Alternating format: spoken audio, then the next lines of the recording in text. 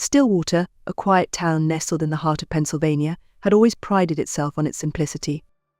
The population barely pushed 1,000, and everyone knew one another. Surrounded by dense forests and calm lakes, it was the type of place where nothing ever happened. That was until the body of 34-year-old Sarah Jennings was found at the edge of Stillwater Lake. It was early autumn, the morning air still crisp with dew, when a local fisherman stumbled upon the grisly scene. Sarah's body was partially submerged in the water, her lifeless eyes staring into the sky above. Her once vibrant face, now pale and drained, was a haunting reminder of the life that had been so brutally taken. Her throat had been slit, the deep gash a stark contrast against the fading colours of her skin. Blood had seeped into the rocks and grass along the shore, though the lake's gentle waves had washed most of it away. Her body was cold, stiff, and contorted unnaturally, as if she'd been left there carelessly, discarded like an afterthought. The town's sheriff, Tom Reynolds, was the first to arrive on the scene after the fisherman's frantic call. He'd seen his share of accidents and tragedy, but this was different. This was intentional, violent, and it shattered the town's peaceful illusion.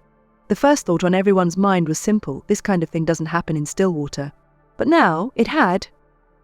As news spread through the town, Stillwater was thrown into a state of disbelief and fear. The Jennings family had been a part of the community for generations, respected and well-liked. Sarah herself had lived a quiet life, working at the local diner and keeping mostly to herself. She had no known enemies, no dark secrets that anyone could recall. But then again, Stillwater was the kind of place where people rarely showed their full selves. The investigation began swiftly, but leads were scarce. Sheriff Reynolds and his small team combed through the area around the lake, but no immediate signs of a struggle were found. The autopsy revealed that Sarah had been dead for less than 12 hours when her body was discovered, likely killed late the previous night. So the precision of the cut on her throat suggested someone who knew exactly what they were doing. It wasn't a random act of violence, it was calculated. As Sheriff Reynolds dug deeper into Sarah's life, whispers began to surface. There were rumors of a relationship she had kept hidden from her family, possibly with someone from out of town. People speculated, gossiped, but no one knew for sure. Still, the idea of an outsider, someone capable of such brutality, was easier for the town to accept than the alternative, that one of their own could be responsible. But Stillwater had its share of secrets. Behind the quaint facades and small town charm, there were undercurrents of tension. Old grudges, forgotten scandals, and silent rivalries bubbled just beneath the surface, and now, with Sarah's murder, they were starting to resurface. Everyone was looking over their shoulder, suspicious of even the most familiar faces. As Sheriff Reynolds sifted through the growing file on Sarah Jennings, he realized that her life wasn't as simple as it appeared. He had spoken with her family, her co-workers at the diner, and her few friends in town. Everyone said the same thing: Sarah was kind, quiet, and kept to herself. But as the days passed, a more complex picture began to emerge. Sarah had been involved in an on-again, off-again relationship with a man named Greg Harrison, a truck driver who often passed through Stillwater. Greg was known around town, but never truly part of it. He'd stay in motels, sometimes for days at a time, but he didn't socialize much. Sarah had confided in one of her co-workers about the relationship, how it was passionate but unstable. Greg was possessive, prone to bouts of jealousy, and their relationship was anything but smooth. The sheriff brought Greg in for questioning. Greg denied any involvement in Sarah's death, but admitted they had argued the night before her body was found. He claimed it was nothing out of the ordinary, just the typical flare-ups they had from time to time. When pressed about his whereabouts later that evening, Greg said he had driven out of town after the argument and spent the night in his truck at a rest stop miles away. There were no witnesses to confirm his story, but Sheriff Reynolds couldn't shake the feeling that Greg was holding something back. Still, without any solid evidence linking him to the murder, Reynolds was left with more questions than answers. Greg had the motive, but was he capable of such a brutal act, or was there something or someone else at play?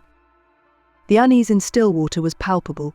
People who had left their doors unlocked for years now double-checked every latch. The once warm greetings exchanged between neighbours were now tinged with suspicion. The town was holding its breath, waiting for the next piece of the puzzle to surface. But with every passing day, the investigation seemed to stall. Sheriff Reynolds and his deputy, Claire Miller, pored over the evidence again and again. They revisited the lake, trying to reconstruct what had happened. But without any signs of a struggle or witnesses, it felt like Sarah had been murdered in the shadows, away from prying eyes. They even expanded their search into the town's past, looking for any history of violence, old feuds, or unresolved tensions. While Stillwater was far from perfect, Nothing stood out as a direct link to Sarah's murder. Then came a new lead, one that reignited the investigation. Claire had been reviewing Sarah's phone records and discovered a series of late-night calls to an unknown number over the last several months. The calls were frequent but short, often lasting no more than a minute or two. Sheriff Reynolds tracked the number, hoping to find Greg on the other end of the line. But it wasn't Greg. The number belonged to Jason Merrick, a local handyman who lived on the outskirts of town. Jason was well-liked and often helped out at the diner where Sarah worked. He was known for being quiet but friendly, and no one had ever suspected him of anything out of the ordinary. But his connection to Sarah, through these secretive late-night calls, raised alarms. When Reynolds and Claire arrived at Jason's small house to question him, something felt off. The air around the house was still, almost too quiet. Jason greeted them at the door, calm and cooperative, but there was a tension in his eyes that hadn't been there before. When asked about the calls, Jason claimed they were nothing more than friendly chats. He insisted Sarah had confided in him about her troubles with Greg and sought advice. But his nervous energy, paired with the sudden revelation of their hidden communication, made Reynolds uneasy. The investigation had taken a sharp turn, and though there was still no hard evidence, Jason Merrick was now under scrutiny. The town's secrets were slowly coming to light, and the question of who could be trusted became more pressing with each passing day. As Sheriff Reynolds delved deeper into Jason Merrick's past, more disturbing details came to light. Jason had arrived in Stillwater about 5 years earlier, claiming to have moved from a nearby town after losing his job. At first, no one questioned his quiet demeanor or his willingness to take on odd jobs around the town. But now, under the harsh lens of suspicion, his past seemed murkier than it had before. Reynolds discovered that Jason had a sealed juvenile record. Though the details were sparse, it involved an incident of violence when Jason was just 16. The specifics of the case were buried under layers of legal protections for minors, but rumors had circulated in the neighboring town about an altercation that ended with someone seriously hurt. Jason had left shortly after the incident, presumably to start fresh. Stillwater had offered him that fresh start until now. With this new information, Sheriff Reynolds pressed Jason harder, confronting him about his past and the nature of his relationship with Sarah. Jason grew defensive, insisting that whatever had happened in his youth was long behind him. He repeated that Sarah had only been a friend, someone he wanted to help. But the tension in his voice betrayed his unease, and Reynolds could see the cracks forming in his calm exterior. Despite this, there was still no physical evidence tying Jason to the murder. The calls between him and Sarah were odd, but not incriminating on their own. The investigation continued to drift in a fog of uncertainty, but one thing was becoming clearer: Sarah had been living a life more complicated than anyone had realized. Whether Jason or Greg was involved or someone else entirely, there was still something missing, some piece of the puzzle that had yet to reveal itself. Just when the investigation seemed to be reaching another dead end, an unexpected discovery was made.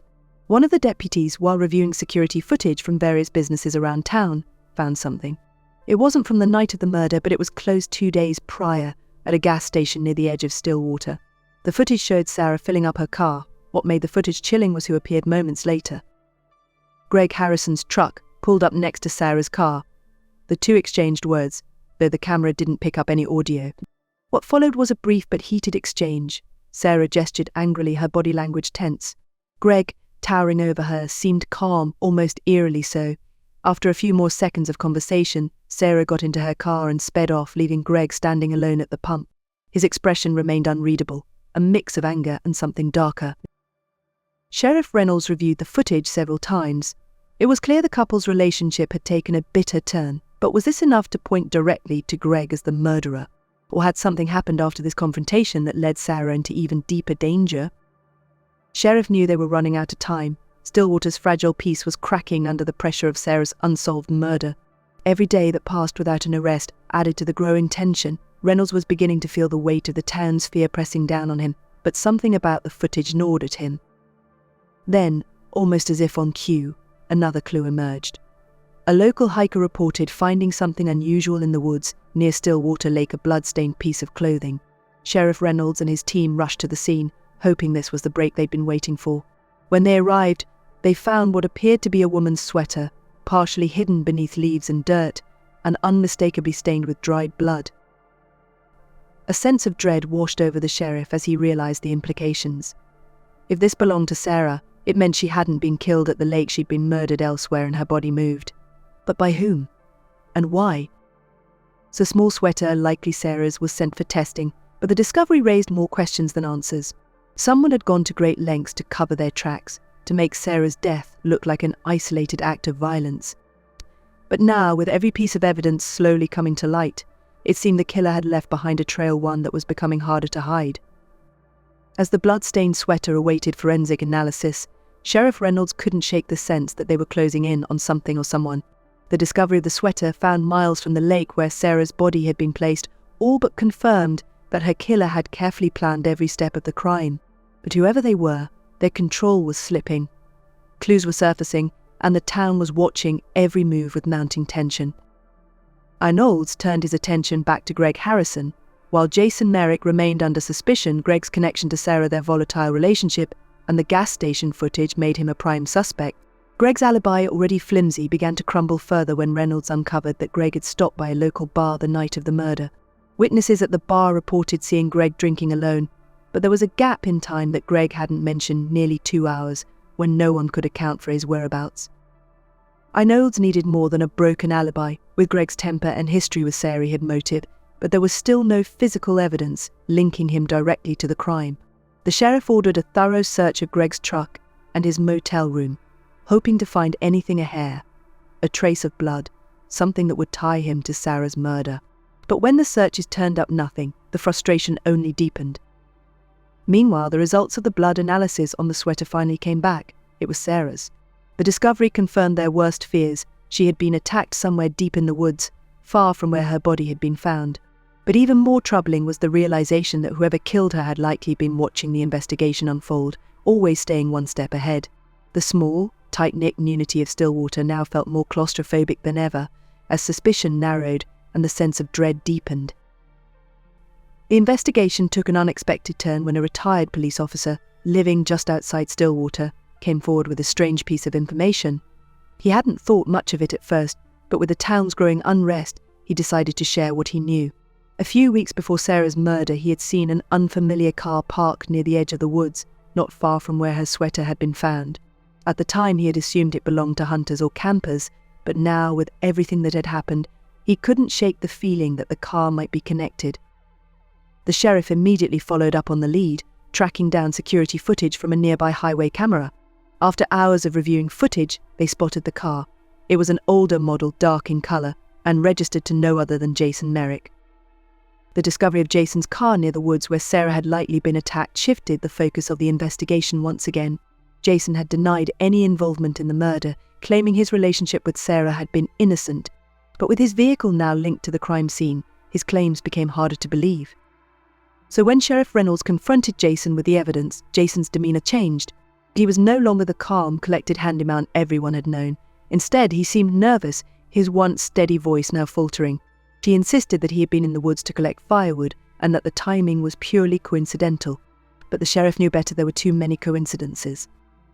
Under mounting pressure, Jason agreed to allow his home to be searched. That's when they found it tucked away in the back of a dusty shed, barely visible beneath a pile of old tools and blankets. A hunting knife, its blade stained with what appeared to be dried blood. The discovery sent a shockwave through the investigation. For the first time, they had something tangible, something that couldn't be explained away as coincidence. The knife was sent for testing, but Reynolds didn't need the results to know what they had found. Jason Merrick was no longer just a suspect. The noose was tightening, and the truth about what had happened to Sarah Jennings was beginning to unravel. As the tests on the knife confirmed what Sheriff Reynolds had feared, Sarah's blood was found on the blade. The small town was shaken to its core. Jason Merrick was arrested immediately, but the details of his involvement remained murky. How had a quiet handyman, known for helping neighbors and keeping to himself, turned into a murderer? The townspeople, who had once trusted him to repair their homes, now viewed him with a mixture of horror and disbelief. Sheriff Reynolds and Deputy Miller pressed Jason during his interrogation, hoping for a confession or even a crack in his defensive wall. At first, Jason remained stone-faced, denying any involvement in Sarah's death. He repeated his story of being in the woods for firewood, insisting the knife had been used for hunting. But the evidence was mounting against him, and with each passing minute, the weight of his lies became too much to bear. Finally, after hours of questioning, Jason broke. His calm facade crumbled as he confessed to meeting Sarah in the woods the night of her murder. But what Jason revealed next added an unexpected layer to the story. According to Jason, he hadn't intended to kill Sarah. Their late-night meetings had been about more than friendship. Sarah had confided in him about her troubles with Greg, but their relationship had grown more intimate over time. The night she died, Sarah had told Jason she wanted to end things with both him and Greg, feeling trapped between two men. Jason claimed he hadn't taken the news well. He had grown frustrated, and in the heat of the moment, things had spiraled out of control. He described how their argument escalated. Sarah tried to leave, but Jason, overcome with rage, grabbed the knife from his pocket. Though he didn't remember the details of what happened next, only the rush of anger, the flash of the blade, and the moment he realized what he'd done. Panicked, Jason had wrapped her body in a blanket, driven her to the lake, and left her there, hoping the water would wash away his crime. But his confession was incomplete. Something about his story didn't sit right with Reynolds. Jason had been careful, almost too careful, about covering his tracks. The calculated way he moved the body, the way he'd hidden the knife for weeks, suggested that this wasn't a crime of passion, as he claimed. There was something darker at play. Even with Jason's confession, the investigation didn't end. Sheriff Reynolds had always believed there was more to Sarah's murder than an emotional outburst. As they reviewed the evidence and Jason's statements, a disturbing theory began to form. But what if Jason wasn't the only one responsible? What if this crime had been more than just a lover's quarrel gone wrong? Reynolds and Deputy Miller dug deeper, reviewing every detail of Sarah's final weeks. That's when they uncovered a series of cryptic text messages on Sarah's phone, messages that had been deleted but recovered through forensic analysis. The texts were from Greg, not Jason, and they hinted at something sinister.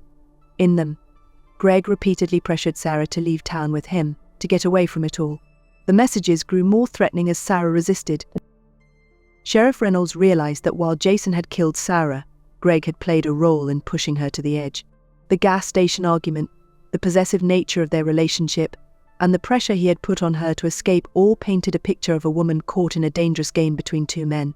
It was Greg's manipulation and threats that had driven Sarah to seek solace in Jason, only for her to meet a brutal end when she tried to break free from both. Reynolds confronted Greg with this new information. Unlike Jason, Greg didn't break down or show guilt. He denied everything, coldly dismissing the messages as nothing more than frustrated outbursts.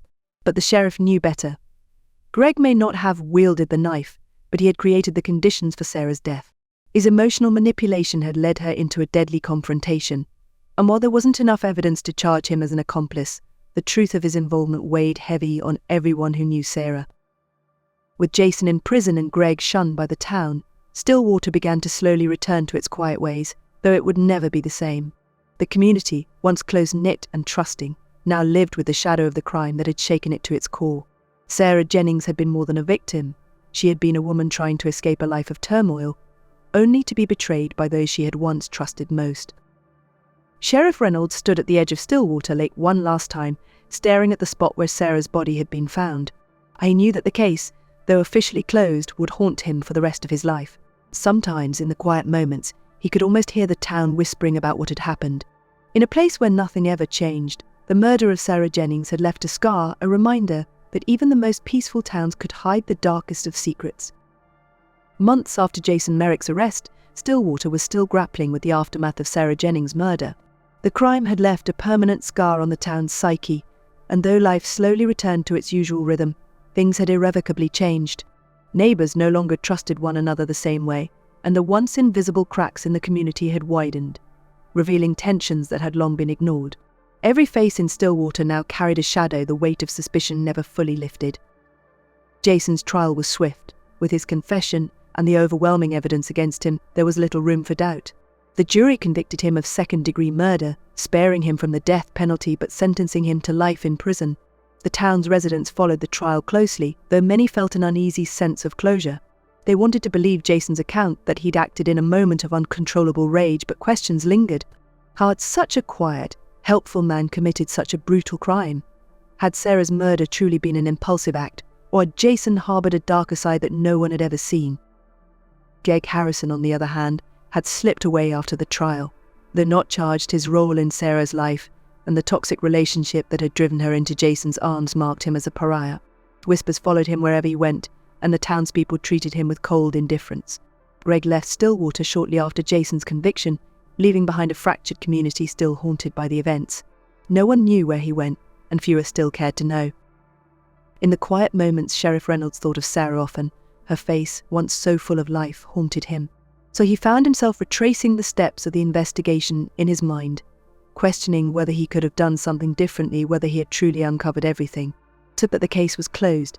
All that was left now were the memories of a life brutally cut short, and the lingering doubts about how deeply the roots of darkness ran through the town. 6 months passed, and Stillwater slowly fell back into the rhythm of small-town life. The murder of Sarah Jennings, while not forgotten, became a distant echo, a dark chapter in the town's history that people preferred not to revisit. Sheriff Reynolds tried to focus on his usual duties: domestic disputes, traffic violations, the occasional missing pet, but the weight of Sarah's death still lingered on him like a heavy fog. One evening, as Reynolds sat in his office reviewing some old files, Deputy Claire Miller entered with a pale face and a file in hand.